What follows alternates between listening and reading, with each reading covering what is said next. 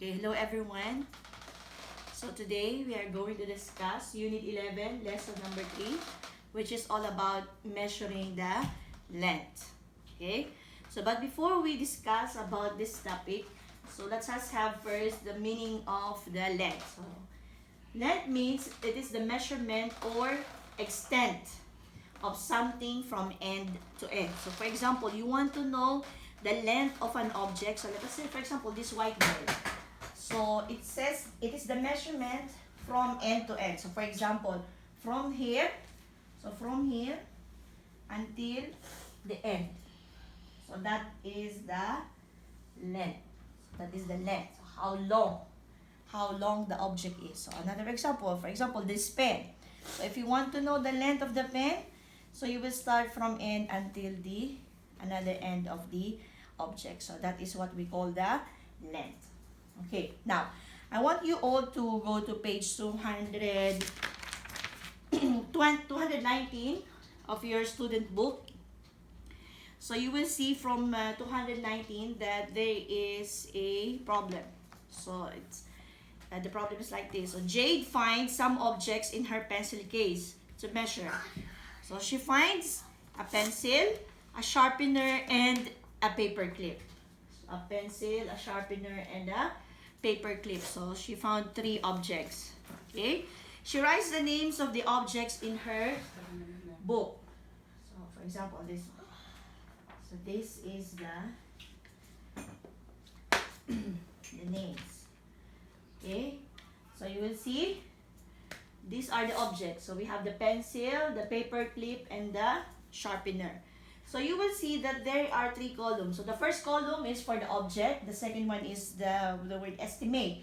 So when we say estimate, estimate means you are going to give a guess of the measurement of the object without using the ruler. So that's what we call estimate. So you will just look at the object and you will just give your opinion about that object. What do you think is the length of that object?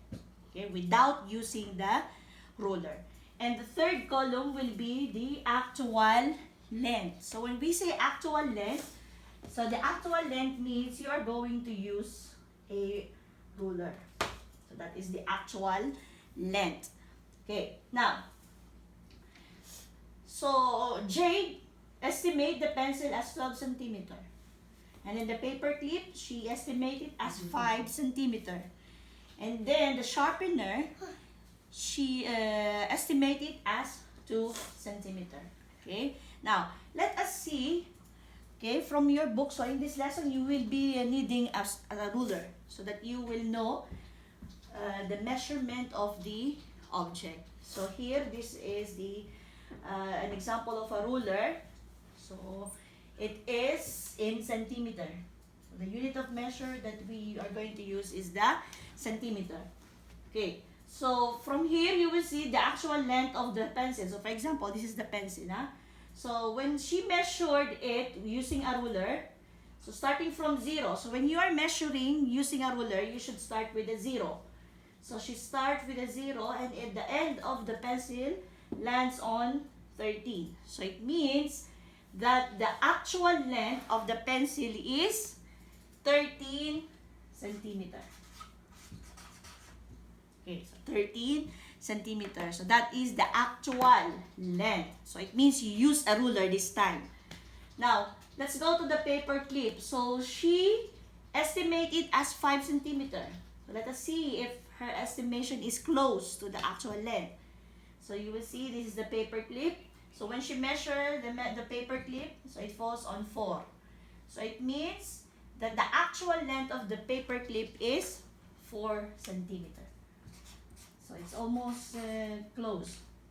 So see, her estimate is 5 centimeter, but the actual is 4 centimeter. Next, let's have the sharpener. So sharpener, she estimated as 2 centimeter.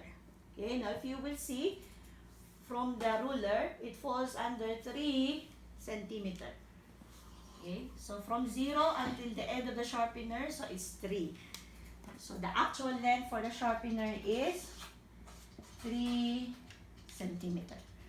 Okay, Now, so that is how you are going to measure the length of the object. So you will be needing a ruler. So the device that we are going to use is a ruler, and we are going to use the centimeter. So if you will see the ruler, there is the inches. On the other side is the inches, and then on the other side of your ruler you will see smaller unit, which is the centimeter. And when you are measuring objects, you should start with 0. Okay, so for example, if you have, well, let's say this board marker. So if you want to measure it, you will start with 0, and then you will see where will it end. So that will be the length of your object. Okay, now for example, another example, okay, on page 220, you will see there that Padma, she measured her colored pencil. Okay, so when she measured her colored pencil, okay, for example, this is her colored pencil. Okay, let's erase this.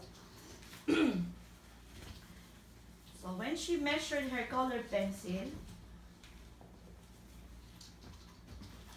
okay, it lands on this. Okay, so from 0 until here, so it's here. Okay, now let us make a bigger picture of this number. So this is your 11 and 12. 11 and 12 centimeter. Now you see, it falls in the middle. Okay, in the middle of the 11 and 12. So here.